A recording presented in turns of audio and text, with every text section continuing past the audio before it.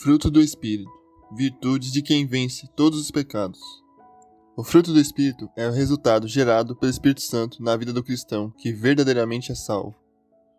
Segundo o apóstolo Paulo, este fruto é composto por 9 virtudes, como ele descreve aos Gálatas. Mas o fruto do Espírito é amor, alegria, paz, longanimidade, benignidade, bondade, fidelidade, mansidão, domínio próprio. Não se trata de 9 frutos, mas é como se fosse um cacho de uvas, com 9 uvas, ou uma mexerica com 9 gomos.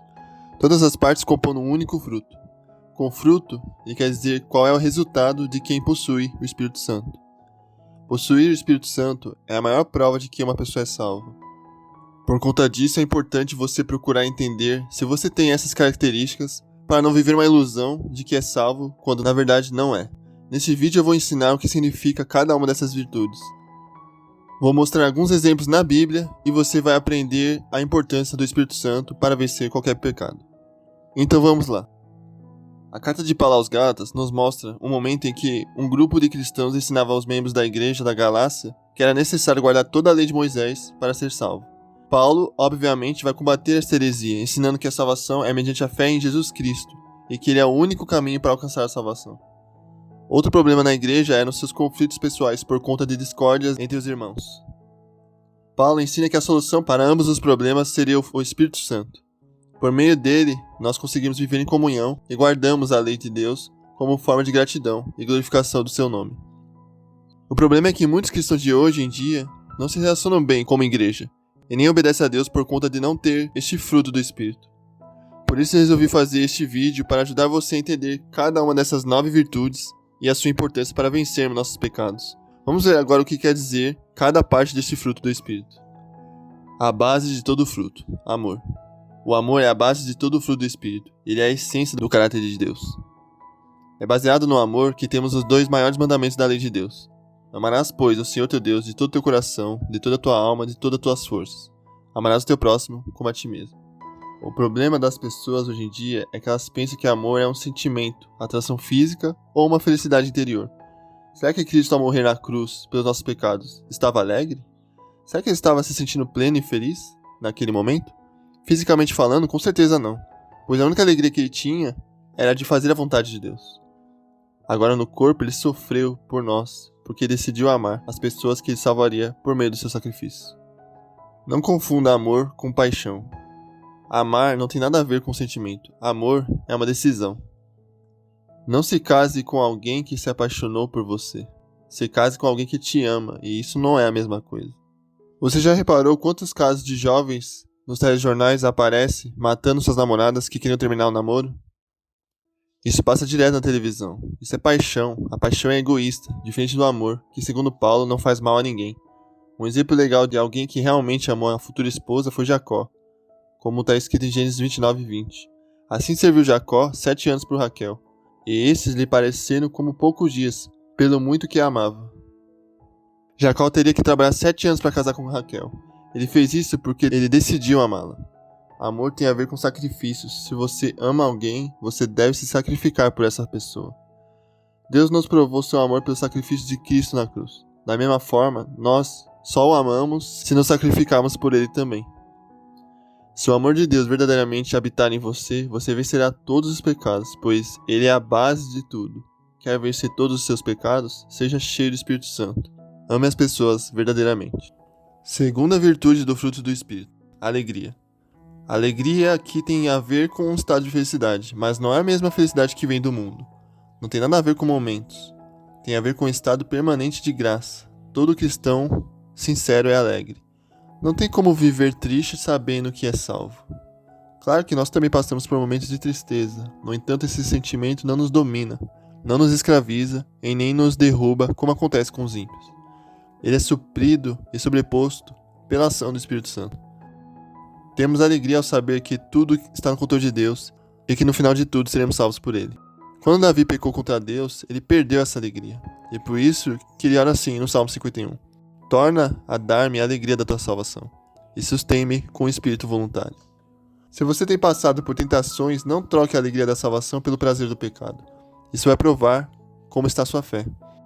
Se tiver muita fé, você vai conseguir vencer qualquer tentação e Deus vai te honrar lá na frente. Quando Felipe pregou o evangelho em Samaria, esse foi o resultado.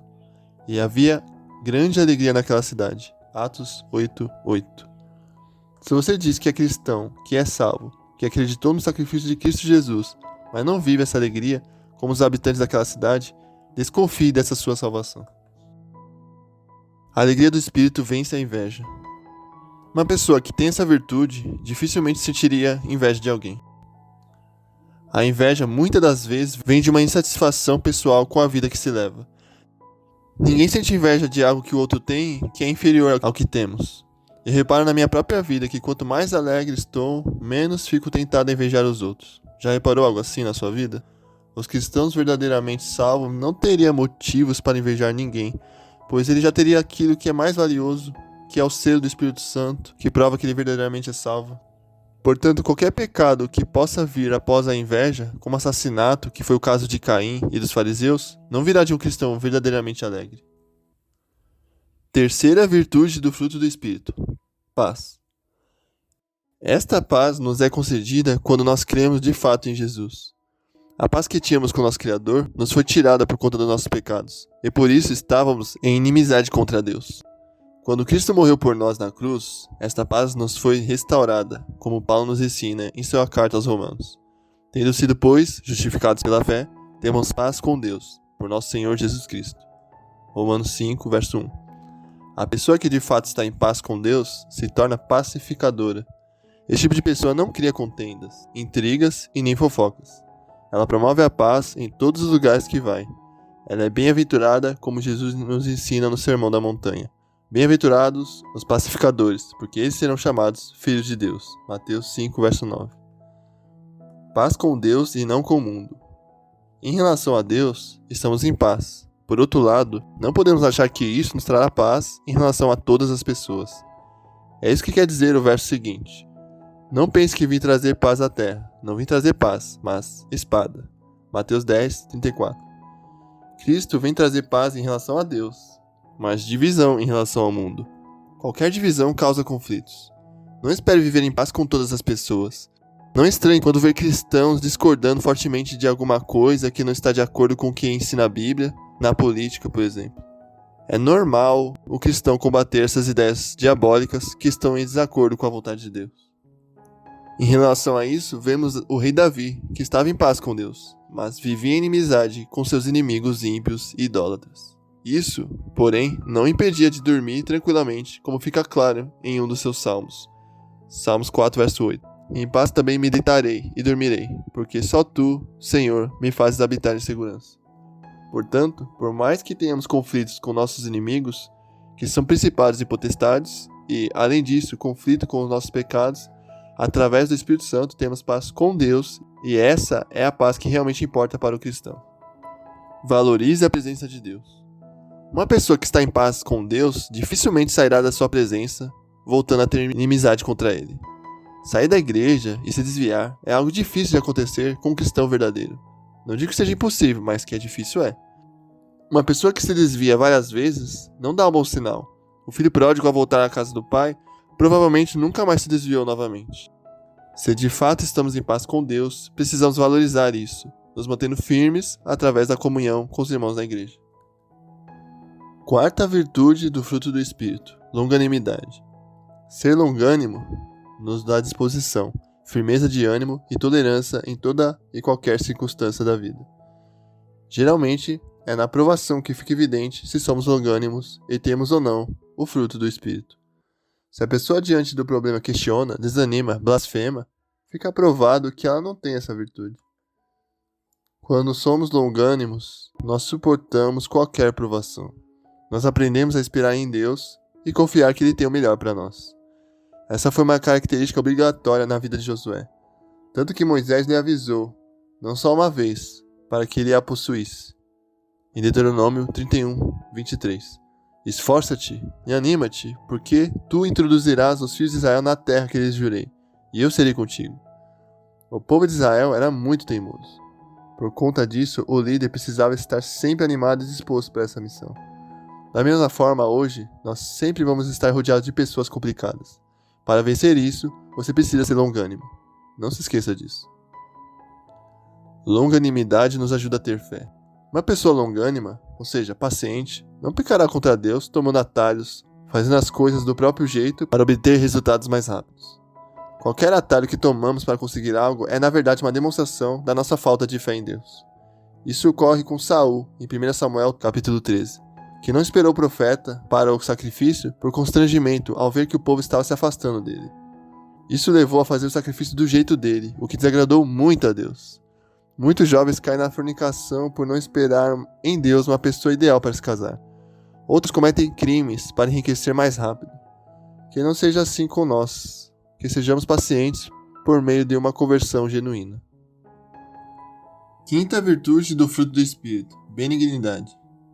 Benignidade é algo que está mais ligado ao interior do homem. Ela visa o bem-estar das outras pessoas.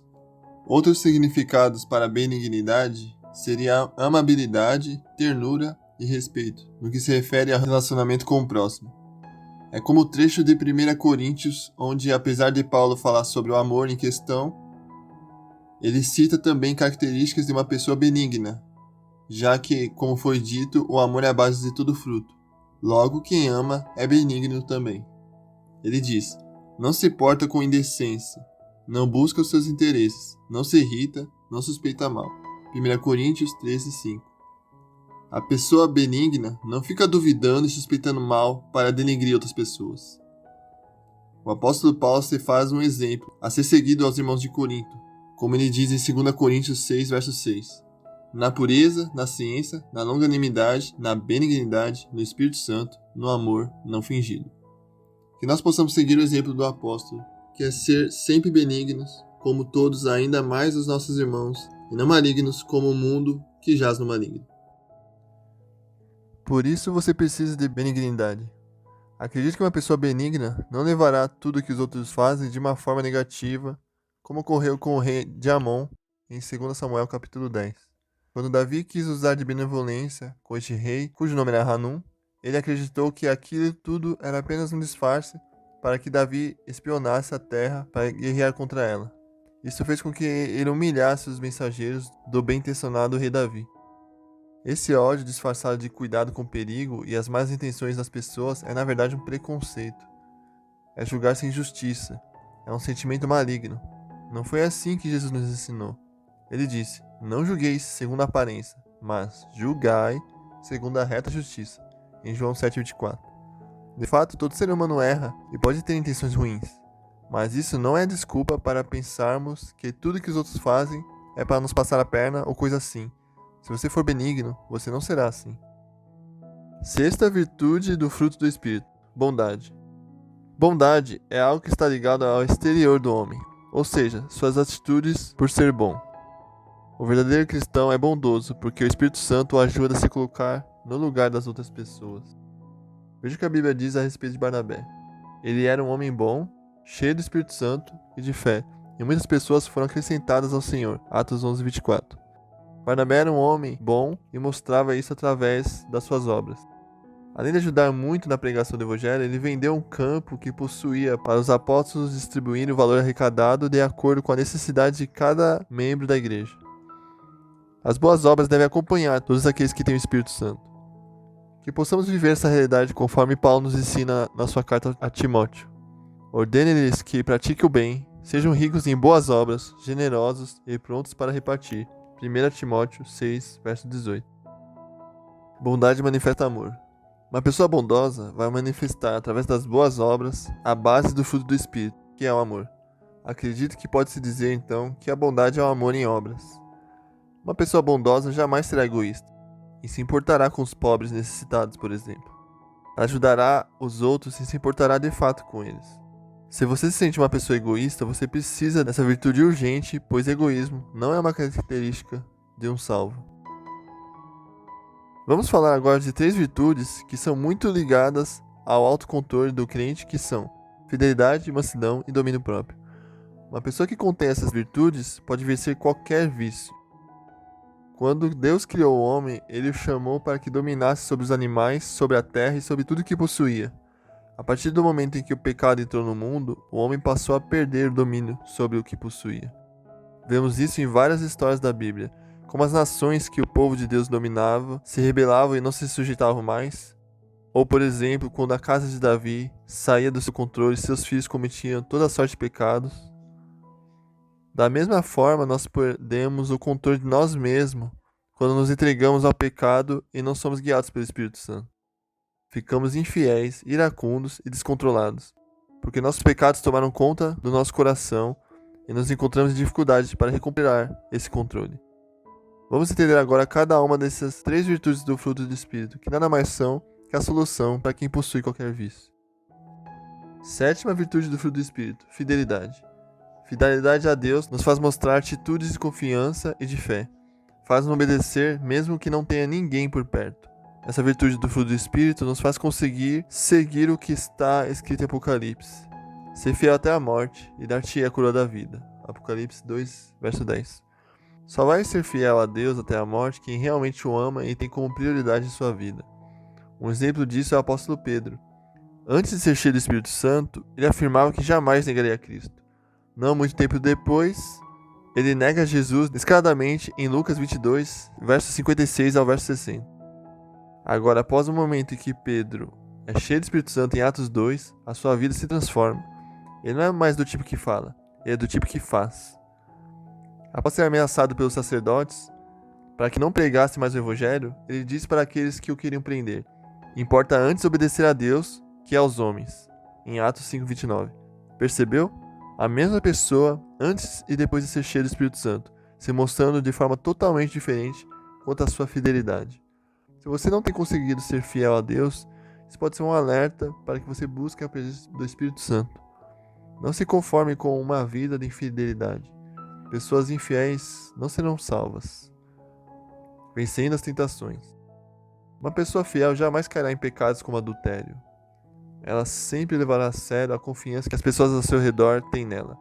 Além disso, ela dificilmente cairá em qualquer tentação devido ao fato de não ser apenas fiel ao próximo, mas principalmente a Deus. Isso ocorreu na história de José, que além de ter sido fiel a Potifar, foi fiel a Deus ao ser tentado pela mulher do seu patrão, em Gênesis 39. Portanto, se quer ser fiel a Deus, seja cheio do Espírito Santo, para que este te leve à fidelidade. 8ª virtude do Espírito, mansidão. A pessoa com espírito manso é aquela que age sem raiva, estupidez e nervosismo. Ela também está de acordo com o que Jesus ensina no Sermão da Montanha, em Mateus 5, verso 5. Bem-aventurados os mansos, porque eles herdarão a terra. Essa mansidão não nos torna frouxos ou omissos, mas senão a obra sobrenatural do Espírito Santo em nossas vidas. Veja como Jesus nos ensina no Evangelho de Mateus. Tomai sobre vós o meu jugo, e aprendei de mim, que sou manso e humilde de coração, e encontrareis descanso para vossas almas. Mateus 11, 29. Jesus era manso, mas isso não tornava indiferente quanto aos acontecimentos ao seu redor. Ainda assim exerceu poder e autoridade sobre demônios, enfermidades e leis da natureza. Sua mansidão não impedia de combater as heresias dos fariseus. Um homem manso citado na Bíblia foi Moisés. Veja o que nos ensina o livro de Números. E era o homem Moisés muito manso, mais do que todos os homens que havia sobre a terra. Números 12, verso 3. Isso não fez dele frouxo ou indiferente quanto aos pecados do povo. Mansidão nos ajuda a nos controlarmos em momentos de raiva e nos faz parecer com Deus que é tardio em se irar. Vença a ira com mansidão. Todo aquele que é manso não cairá em pecados relacionados à ira, por exemplo. Pecados como vingança, briga, assassinatos, fofocas, ofensas ou qualquer coisa desse tipo que só serve para prejudicar o próximo, não virá daquele que possui o Espírito Santo, porque ele é manso e ajuda a controlar seu temperamento. Eu tenho um vídeo onde eu vou falar mais especificamente sobre ira. Dependendo da época que você estiver assistindo esse vídeo, eu vou colocar ele na descrição, caso você tenha interesse.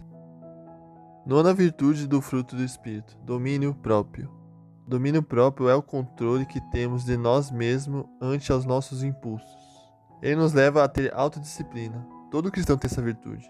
Uma forma de conseguir isso é por meio do jejum. O jejum contribui para que consigamos dizer não para nossas vontades, mesmo que elas sejam fortes.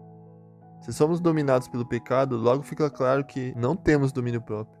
Um cristão genuíno não pode ser controlado pelo pecado. Ele deve ser controlado pelo Espírito Santo, para que seja feita na vida dele a vontade de Deus apenas. Pois as pessoas, guiadas pela carne, não querem depender de Deus. Um grande exemplo de domínio próprio na Bíblia é o de José. Em Gênesis 39:12 está escrito: E ela, a mulher de Potifar, lhe pegou pela sua roupa, dizendo: Deita-te comigo. E ele deixou a sua roupa na mão dela e fugiu e saiu para fora. Mesmo José sendo tão jovem, ele conseguiu se controlar e não cair na tentação. Ao ser intimado a se deitar com a esposa do seu patrão, ele se esforça e sai correndo para não cair em tentação. Domínio próprio é essa força que nos ajuda a fazer de tudo para não cair em tentação nenhuma. Não ter domínio próprio é tão perigoso que nos torna semelhantes aos animais. Eles agem por instinto. Eles não têm raciocínio para saber se o que fazem é certo ou não, como se fossem guiados apenas por emoções. Deus não te fez para ser guiado por emoções. Se você tem algum vício ou descontrole em alguma área da sua vida, peça a Deus com humildade que te liberte disso, antes que seja tarde, antes que caia em grandes tentações. Vença seu vício com essa virtude. Qualquer pessoa que tem domínio próprio pode vencer qualquer vício. Qualquer pecado como pornografia, uso desenfreado do celular, glutonaria ou coisas assim serão sempre vencidos por pessoas que possuem essa virtude de autocontrole. Se você tem cometido alguns desses pecados, esse é o maior segredo para vencê-lo. Seja cheio do Espírito Santo, porque dessa forma você vai viver por meio dele, como nos ensina Paulo. Vivam pelo Espírito, e de modo nenhum satisfarão os desejos da carne. Gálatas 5:16. Em conclusão, observe esse texto que Paulo escreveu a Timóteo. Saiba disto, nos últimos dias sobrevirão tempos terríveis. Os homens serão egoístas, avarentos, presunçosos, arrogantes, blasfemos, desobedientes aos pais, ingratos, ímpios, sem amor pela família, irreconciliáveis, caluniadores, sem domínio próprio, cruéis, inimigos do bem, traidores, precipitados, soberbos, mais amantes dos prazeres do que amigos de Deus, tendo aparência de piedade, mas negando o seu poder. Afaste-se também desses. Está escrito em 2 Timóteo 3, do verso 1 ao versículo 5. Essas características citadas são de pessoas que serão condenadas por Deus no juízo final. Elas são contrárias ao que o fruto do Espírito faz em nós. Se você possui essas características que são contrárias ao fruto do Espírito, você provavelmente não é salvo. Nesse caso, ore nesse sentido e jejue para que Deus lhe conceda a graça de receber o Espírito Santo e manifestar o fruto do Espírito. Agora, se você tem o privilégio de estar vivendo essa transformação, siga o que está escrito na parte final do último versículo. Afaste-se também destes. Muitas pessoas não conseguem viver de tal forma porque andam com pessoas com essas características ruins. Que você não seja mal influenciado, pois está escrito em 1 Coríntios 15:33. Não vos enganeis, as más conversações corrompem os bons costumes. Então é isso. Se você gostou desse vídeo, não esquece de deixar o like, se inscrever no canal e compartilhar com seus amigos no grupo de WhatsApp da sua igreja. Um forte abraço e até mais.